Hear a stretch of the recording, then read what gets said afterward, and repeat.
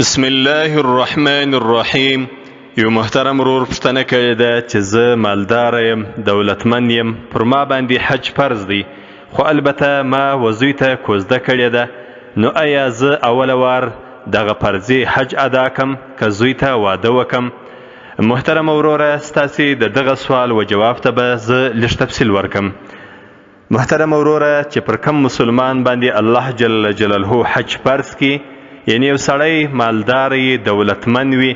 پر ده باندې د حج میاشتې راسي، د حج وخت وي،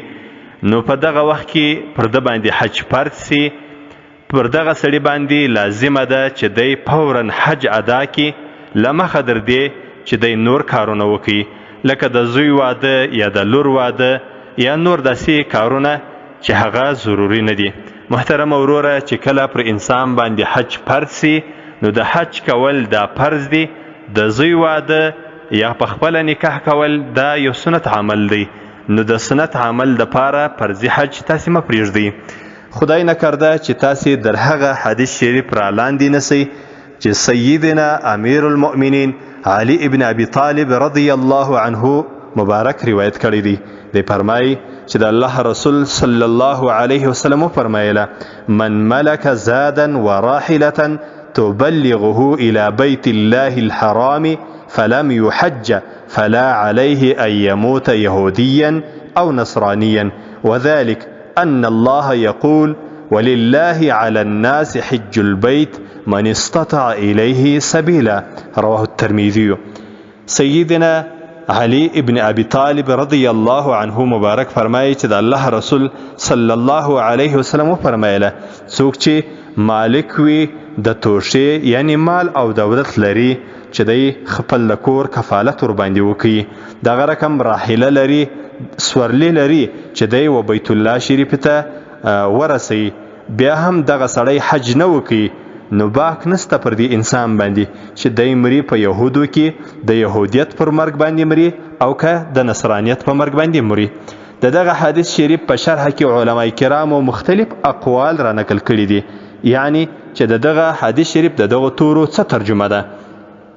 خو البته امام علی کاری رحمت الله تعالی علیه په مرقات کې د توري راخلی: فلا عليه أي فلا بأس ولا مبالة ولا تفاوت عليه أن يموت، أي في أن يموت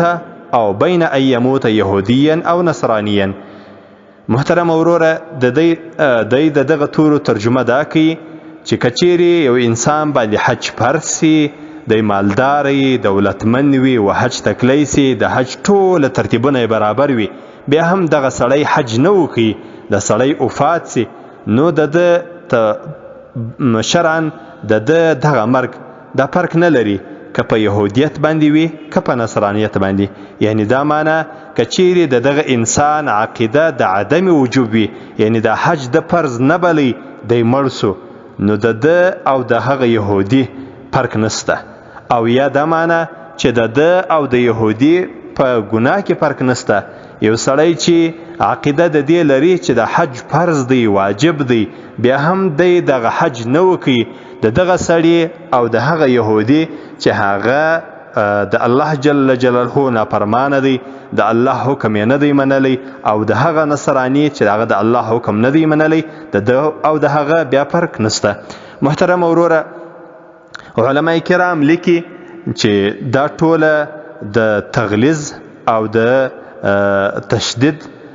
او د مبالغه توري دي په عذاب کې چې د الله رسول صلی الله علیه وسلم د هغه انسان په باره کې ویلي دي چې پر هغه باندې حج فرض سي، بیا هم حج نه وکړي. خو البته په احادیثو کې د الله د رسول صلی الله علیه وسلم څخه دا ارشادات موجود دي چې وایي که د چا اراده د حج وي، یعنی پر چا باندې حج فرض سي، نو هغه د تلوار په حج کې وکړي. د سیدنا ابن عباس رضی الله عنهما څخه روایت دی، دی فرمایي: قال رسول الله صلى الله عليه وسلم: من أراد الحج فليعجل. که د چا اراده وي د حج، یعنی پر چا باندې حج فرض سو، حج پر ده باندې لازم سو، نو دی د تلوار وکړي په حج کې. د حدیث شریف په دغه توري کې زموږ علماء کرامو اقوال بیا موجود دي، خو البته در ټولو صحیح قول، اصح قول امام علي کاری راخلی والاصح عندنا ان الحج واجب على الفور. اصح قول زموږ پر مذهب باندې دا دی چې حج واجب دی فورا، چې کله پر سړي باندې حج لازم سو، حج ور باندې فرض سو، د حج میاشتې وي، د حج وخت وو، نو فورا دی دا سړی حج وکړي، حج دی نه ځنډوي. محترم وروره په دې کې زموږ د مذهب د کتابو توري یو دغه د امام علي کاری رحمت الله تعالی علیه توري و چې مرقات جلد 5 صفحه 295 296 299 دغه درې سره مخان او صفحه دا په دې باندې دي چې حج فورا پر مسلمان باندې دا لازم دی کنه دی لازم، او دا غره کم پر یو چا باندې چې حج لازم سی بیا نه وکي دا سزا او عذاب د الله د رسول صلی الله علیه وسلم هغه حدیث شریف می ستاسو ودرانه حضور ته وړاندې کړي. خو البته زموږ د مذهب مشهور کتاب فتاوی عالمگیری جلد اول صفحه 214 کتاب المناسک په هغه کې دا توري دي وهو فرض على الفور وهو الاصح فلا يباح له التاخير محترم وروره دا د فتاوی عالمگیری توري دي چې حج شدی هغه فرض دی فورا بنا پر اصح د قولو. خو البته د انسان د پاره دا جایز نه دی چې دا سړی د حج سړی وزنډي و بل کالته. محترم وروره دغه سي په فتاوی عالمگیری کې دا توري هم سته اذا وجد ما يحج به وقد قصد التزويج يحج به ولا يتزوج لأن الحج فريضة واوجبها الله تعالى على عبده. دم د فتاوی علمگیری توری دی صفحه 210. نو محترم وروره تاسو کوشش وکي اول وار حج وکي، د حج د کولو وروسته بیا تاسو خپل زوی ته واده وکي. البته کچيري داسي چې پر یو سړی وس مالدار سو، سړی مالدار سو، خو دغه میاشتې د حج لانه د حج ته 10 میاشتې یا 8 میاشتې 8 میاشتې پاته دي، د دردی لمخه چې د حج میاشتې را ورسیږي د 8 میاشتې 8 میاشتې د مخه سرمایدار سو، اوس د باید چې اول وار وزوی ته واده وکي یا خپل نکاح وکي. دغه سړي د لپاره دا جایز دی چې اول وار د نکاح وکي. او کچيري د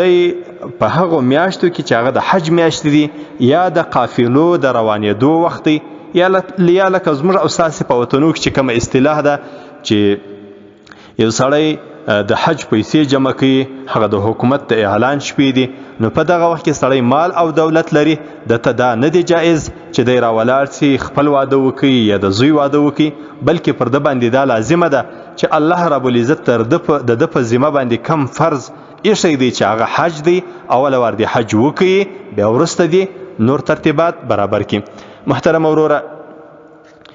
زموږ د مذهب بل مشهور کتاب دوری مختار چې پر همیش تر دی محتار باندې دی، هغه هم دغه مسله راخسته ده. د دوری مختار چې پر همیش تر دی محتار باندې جلد